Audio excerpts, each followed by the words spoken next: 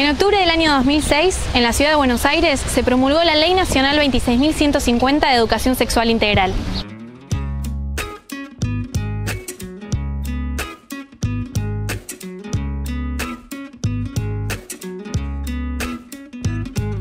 Es una ley que viene a hacer un cambio profundo en lo que fueron las políticas educacionales vinculadas con la educación sexual.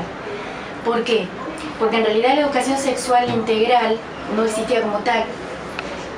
Siempre hay que pensar que una ley aparece en un momento histórico, que es el resultado de una cantidad de confluencias sociales y políticas y educativas, y que realmente vino a dar respuesta a una vieja demanda. La Ley Nacional establece que todos los educandos tienen derecho a recibir educación sexual integral en las escuelas públicas, ya sean de gestión privada o estatal. En el 2006 se promulga, pero en el 2008 estuvieron ordenados los contenidos y los lineamientos del curricular, es decir, qué damos, cómo lo abordamos, desde qué lugar, en qué modalidades. A partir del 2010 ya todas las escuelas del país deberían estar abordando en forma institucional la educación sexual integral. En Córdoba no está ocurriendo esto y en general en la mayoría de las provincias de la Argentina no se ha efectivizado la implementación, y una de las causas tiene que ver con la falta de formación docente. Hay una resistencia clara, digamos, que sería otra causa que yo identifico, a hablar de sexo, hablar de sexualidad, hablar de pito, de teta, de concha, de hablar de marica, hablar de torta, digamos. Hay una resistencia. Hubo docentes que expresaban que eran pizarrones que se les venían en la cabeza. Esto era lo que sentían al principio. ¿Qué vamos a hacer con esto que es obligatorio? No es lo mismo pararse en un aula y hablar del teorema de Pitágoras, de la Revolución de Mayo o inclusive del sistema digestivo en biología, que hablar de temas que tengan que ver con la sexualidad. ¿Por qué? Porque hablar de temas que tengan que ver con la sexualidad en cualquiera de sus aspectos implica que esa o ese docente también está poniendo en juego su propia historia personal. En la enseñanza, en el proceso de enseñanza-aprendizaje, el erotismo está presente, circula, digamos, yo soy un docente maricón, digamos, tengo una erótica, un cuerpo determinado, digamos, eso está. Si uno lo niega, digamos, si uno no lo puede asumir con la identidad o el género, la expresión que haya construido, me parece que ahí también hay un problema al momento de hablar con los pibes y con las pibas de eso. Hay una superposición de planes y programas en las escuelas, digamos, terrible, que recae en la responsabilidad del docente, ¿no?, como ejecutor último, digamos, por decirlo de alguna forma, y también en los equipos directivos. No hay espacio institucional, entonces también ahí recae en la posibilidad del individuo particular de tener los tiempos.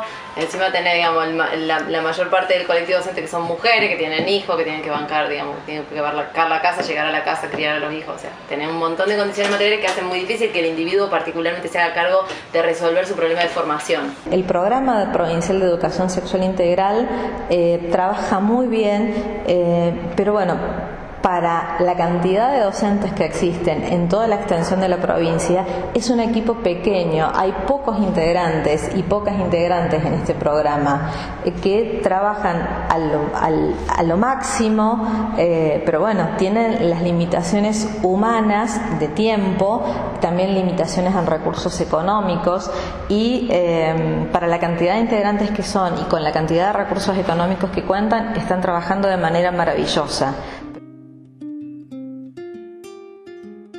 Realmente es una herramienta muy valiosa que vino a cubrir una demanda realmente legítima de la sociedad y que con el transcurrir del tiempo va a encontrar su lugar institucional seguramente. Hoy se están abordando de todas las maneras posibles y se está tratando de llegar a la universalidad de los docentes del país. La educación sexual integral articula aspectos biológicos, psicológicos, afectivos y éticos. Para perder miedos y desmitificar, tenés que incorporar que sexualidad no es genitalidad y que el concepto es mucho mayor y mucho más amplio y que incorpora una cantidad enorme de dimensiones, y entonces eso fue un cambio absolutamente positivo. Hay quienes creen que los docentes y las docentes no abordan educación sexual en las aulas, y esto es un error. En realidad siempre se ha brindado educación sexual en las escuelas.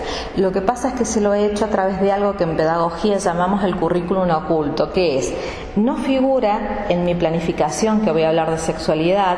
Muchas veces yo, docente, ni siquiera tomo conciencia de que estoy hablando de sexualidad, pero en algún discurso como, señorita, por favor, siéntese bien, y resulta que al lado hay un varón sentado de la misma manera y no le digo nada, estoy haciendo educación sexual. Cuando hablo de roles, de qué tiene que hacer alguien porque es mujer, qué tiene que ser alguien porque es varón, o cuando en el aula me preguntan, por ejemplo, profe, ¿usted se enteró de esa chica que fue encontrada muerta, que la violaron?